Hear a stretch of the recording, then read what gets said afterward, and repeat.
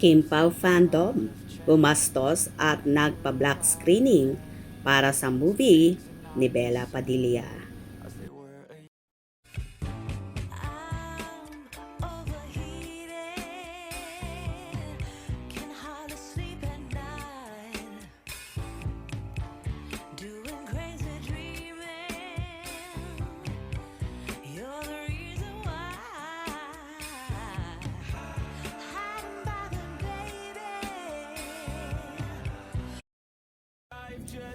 Nagbunga ang friendship ni Bella Padilla kay Kim Chiu dahil nagsimula ng magbalikatan ang Kim Pao fandom para masiguradong hindi magiging lot-lot sa takilya ang pelikula ng aktres.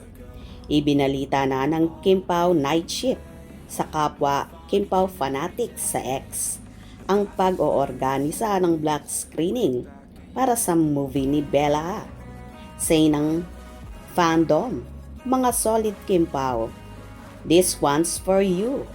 We're inviting you to the exclusive black screening of Ticket is free, exclusively for solid Kim Pao supporters. Let's watch together, celebrate and show our all-out love and support for at Padilla Bella. Nag-hashtag pa ang nasabing fandom ng hashtag Kim Pao, hashtag support local, hashtag Ma'am si Bella. Nagpasalamat naman si Bella sa kanyang comment sa post. Thank you po. Let us know where and I'll be there.